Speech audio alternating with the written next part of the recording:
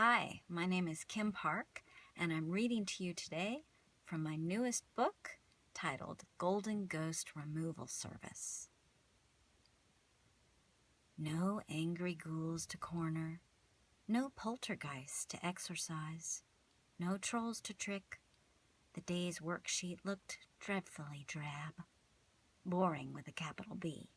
It promised to be yet another dismal day in an endless summer of boring, dismal days. My summer as Dad's assistant for the Golden Ghost Removal Service had been as dull as dirt, as mindless as mowing grass, as droll as taking out the garbage. A real downer, not nearly as glamorous as I had expected it to be. I thought there would be loads more floaty apparitions to freeze. A moaning mummy, maybe, a walking skeleton, a headless horseman, a lost unicorn. Unusual stuff, unforgettable stuff. But no, it was 25 garbage ghouls, 10 howlers, 8 shiny orbs, 6 vixens, 4 gnomes, and 3 pixies. Like I said, boring. And today was sure to be no different. The only job on the day's work list that held any sign of promise was the uninvited vampire at the Trombley mansion. Apparently, the fanged fool was hanging from the rafters, howling non-stop about being the rightful heir to the Trombley estate. If you ask me, the whole vampire race is in desperate need of an identity overhaul. Reinvention 101. I haven't met a vampire yet who wasn't fixated on property, and of course always large estates, like the Trombleys. Talk about delusions of grandeur. They sleep for centuries on end, then wake up and think they own stuff that they really don't. Plus, they smell bad. Why is it vampires always smell bad? If I were a vampire, the first thing I would do when I woke up would be to bathe. I mean, honestly, I don't know how they tolerate their own stench. That old myth about garlic warding them off isn't true. The only effect garlic serves is to clear their nasal passages, such that they get a proper whiff of themselves and screech in agony at the putrid sewer-like odor. They dress like hobos, talk like Shakespeare, almost always have an eye tick, an eczema issue, a bloody lip, on account of fang rubbing, cracked nails, and a crop full of greasy hair.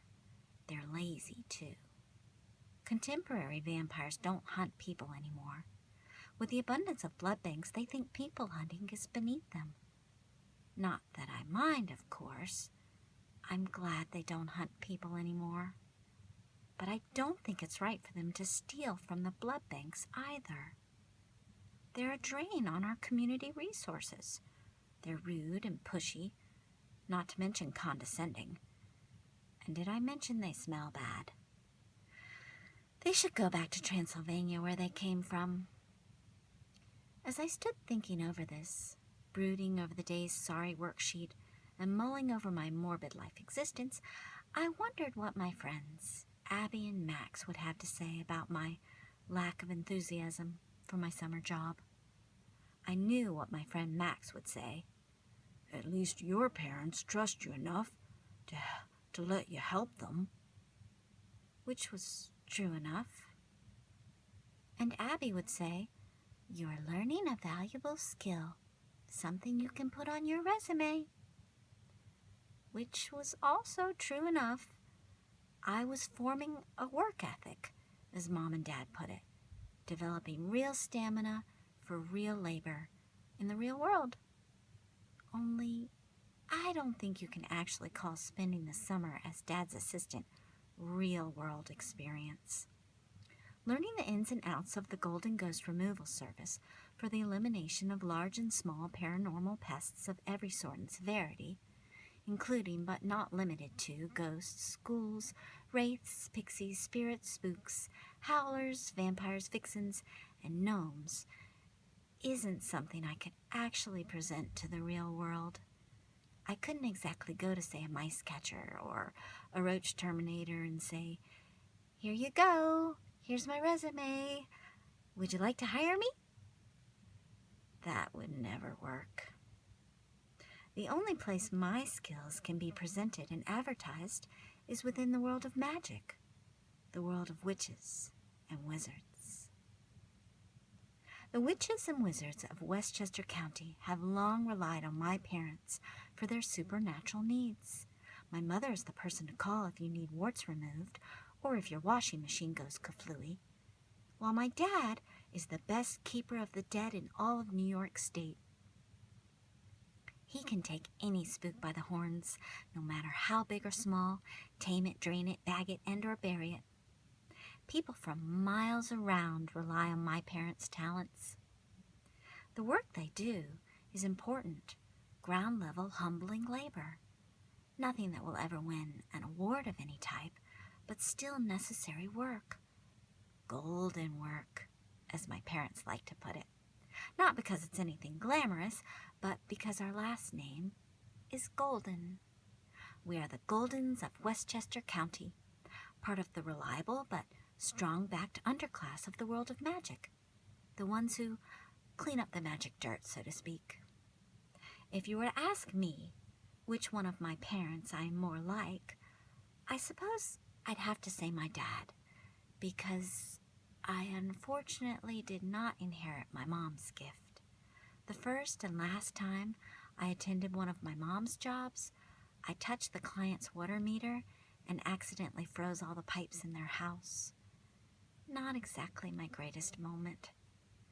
It seems I'm better suited for ghosts and ghouls than I am for warts and pipes. Thus my arraignment to a summer as Dad's assistant, and therefore to the back end of broken, clogged-up hoses and filthy, mucked-up cages.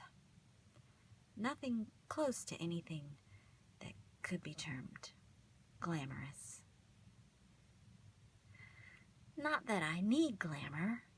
It's not glamour I seek. It's danger. Ill-advised though it may be, I crave danger. I look for it. I yearn for it. A dose of excitement, a chill of a thrill, a whammy of a whammy. It's all good to me. I'm always seeking the latest and greatest way to get the heart pounding with toe-curling stimulation. Sighing regretfully, I set the day's disappointing worksheet down on the kitchen counter with a frown and drew my hand lethargically across the clean formica. As I did, my pinky finger grazed my mother's stack of witchy-wise magazines, the top issue of which fell to the floor and flopped open to an advertisement for a book titled Transylvania Transgressions, the ins and outs of every dark, creepy corner on the European continent's most feared place to visit, by Velma Vine. Intrigued, I pulled the glossy-paged ad to my nose and read, "My long-time readers will attest to the fact that yours truly has traveled far and wide to probe the magical temperatures of some of the weirdest, wildest, most mysterious, and unexplainably spooky places on the planet. However, that said, never have I visited a spot so spine-tinglingly eerie as Transylvania. Eastern Europe's most infamous land of the unholy is teeming with not only turrets, towers, and vampires, but also intoxicating spells, tantalizing tow urchins, a creature distantly related to the North American pixie, and terrifying tales of torture. It's truly the last medieval landscape in Europe. Want to know more? Pick up my latest book, Transylvania Transgressions, and read all about it." Goosebumps shivered down my spine. I suddenly had the most inexplicably clear idea of what needed to happen today. It would require a little ingenuity, a teensy bit of magic, and quite possibly an outright lie. But in the end, it would be totally worth it. The only question was, would my dad allow it? Closing the magazine, I chewed my lip and tried to imagine, all things being equal, that he would allow it, that he would in fact be totally for it, that he would say, "Brilliant idea, Tora Jane. Absolutely." Then again, he might not be as progressive as all that. He might say, "Have you lost your mind, TJ? Have you gone off the deep end? Are you really so desperate for danger as all that?" And then a discussion would ensue about how I would get all the danger I needed and then some next summer when I was of age to attend Luminette. The secret town of Luminette housed Westchester County's 6 schools of magic, all of which competed against each other in the annual Cunning Cantrip competition, a perilous 5-round game that tested contestants for resourcefulness, magical savvy, and perseverance. It was a game that wild pixies couldn't stop me from trying out for.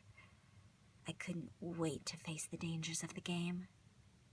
Next summer couldn't come soon enough if you asked me. Yet, what about this summer? What about now? Wouldn't a real-life danger this summer enhance my ability to win the Cunning Cantrip competition next summer? Perhaps if I made no errors. Perhaps if I gave my dad no reason not to let me do what I had in mind to do. Perhaps if I used my irresistible golden charm. My dad's deep resounding voice interrupted my reverie. "Tora Jane," he called from the living room. "Can you load up the spare ghost gobbler? The one in the truck has a tear in the hose. We can't use that one today." "Sure, Dad," I said, jogging to the closet and pulling out the spare. I was determined not to give him any cause for disapproval today. I would be Tora Janie on the spot. Miss Reliable, Miss Unswervingly Steadfast. "And the duct tape," he added. "My bag has a rip." "Got it." "And one of those gas cards out of Mom's desk. The truck is on empty." "Check." "And oh, please grab some of the new business cards. They're in a box in the closet, top shelf." "No problem," I replied. I grabbed the duct tape, snatched a gas card, and skidded over to the closet for the box of business cards. My dad stuck his head around the corner and peered at me suspiciously. I smiled. A big, gummy smile. "Yes?" I said. "I just wanted to make sure it was really you," said my dad, "and not some trained clone who was amicably agreeing to all my requests." "Ha ha," I smirked. "You're not usually so biddable, you know." I frowned. "Correction noted," I retorted saucily. "I shall revert to being stubborn and obstinate. As you wish, sire." "I didn't say I had a problem with it," replied my dad.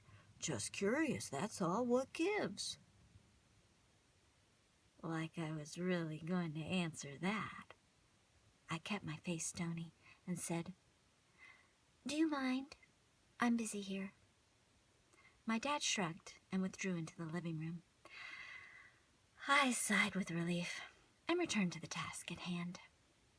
I noted the box of business cards he wanted, which were slightly out of reach, so I jumped for them, knocking the edge of the box with my hand. The box dropped from the shelf and fell open. Cards slid across the floor, singing, "Do you have ghouls in your garbage? Howlers in your air vents? Vampires in your attic? Then call the Golden Ghost Removal Service. We'll take care of them for you.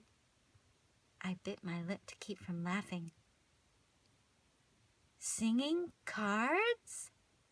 Wow. Nice touch, Dad. He didn't get my sarcasm. Yeah, aren't those fun? He said. I think the clients will get a kick out of those.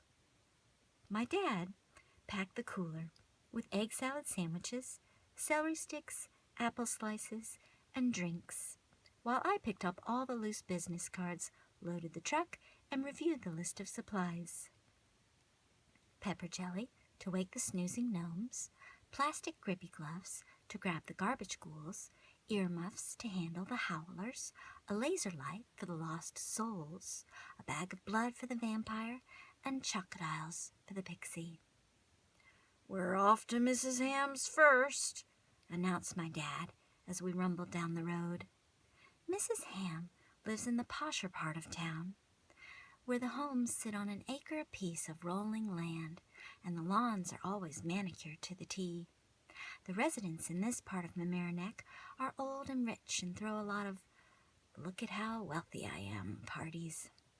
To them, ghost issues are not merely an inconvenience, but a downright insult to their way of life.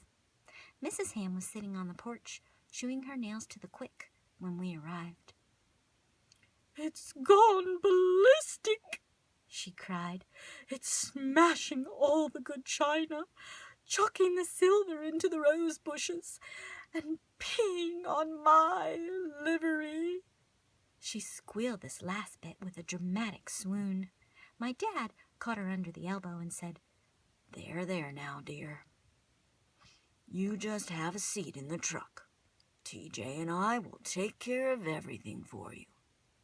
Then under his breath he added, "TJ, grab the crocodiles." It's a known fact that pixies adore Twinkies, and especially the chocolate-covered kind. I grabbed the box of crocodiles from the car, unwrapped one, ate half, and followed my dad into Mrs. Ham's old Victorian home. The foyer was dimly lit, but I could still make out a break front full of tchotchkes in the front living room. Miniature china cats, dogs, birds, pumpkins, roses, and people in various poses peered out at me from behind the lead doors of the old break front. The pixie had left long scratches down the front of it, knocked off the top finial, and torn up the trim. This one was going to be a bear, I could tell.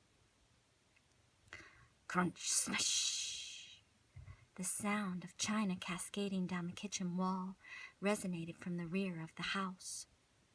"This way," whispered my dad, who threw his supply bag over his shoulder, assumed a cat-like pose, and tiptoed toward the kitchen. Shouldering my own bag, I followed him in the best silent sleuth mode I could muster. I pretended I was a panther, though with slightly smaller eyes and trimmed to the quick nails. When we reached the dining area, my dad and I crouched behind the half wall that separated it from the kitchen. Quiet as a mouse, my dad slid his fishing pole together and secured the line. "Hook," he whispered, holding out his hand. I rummaged through my bag and handed him the hook. "Crocodile," he whispered. I handed him the cream-oozing crocodile. He smirked. "I was hungry," I shrugged. Dad hooked what was left of the crocodile, tightened the reel, and cast it into the kitchen. It landed on the range with a smack and a thump. Some of the cream plopped onto the burner. The pixie took immediate notice. She whirled around with a flower-painted teacup tottering against its saucer. The teacup was far bigger than she was, heavier too, but she had no trouble holding on to it. Pixies are incredibly strong little creatures. They're like ants, except that they can carry much more than 3 times their weight. Raising a teeny-tiny eyebrow, the pixie dropped the teacup. It sailed through the air and crashed to the floor with a crunch. Splish! The pixie flew eagerly toward the crocodile. So predictable. Get ready, mouthed my dad. He handed me the net. As quietly as possible, I loosened the mesh. Taking a deep breath, I rolled my shoulders back and bounced on my toes. I was like a slinky minx of the Royal Egyptian Guard, a master ninja of the Ming Empire, a sure-shot sniper of the Secret Service. Okay. I wasn't any of those things, but it was fun to think I was. In unison, my dad and I peered over the edge of the half wall. The pixie had her head sunk into the crocodile, her wings flitting wildly, her feet anchored to the stove, pushing deeper into the moist bread. Her skirt was blowing upward, her knees rattling, and her beanie baby booty showing for all the world to see. Pixies have no sense of decorum. My dad put 3 fingers up. Ready in 3, 2, 1, he whispered. My dad cast the line, snapped it to, and the crocodile flew toward us, pixie and all, legs and cream. I swished my net up under her, tossing her into the little plastic cage at my feet, and closed the lid. Job done. Poor little pixie, she writhed and thrashed and screamed and shook her tiny cream-covered fist at me. I'll stop there. Again, that was from Golden Ghost Removal Service by Kim Park, and read to you by Kim Park. Please, if you enjoyed this reading, please pick up a copy, download a version for your Kindle, that is, or be on the lookout for the audio version, which is coming soon on Amazon, Audible, or iTunes. Thanks again.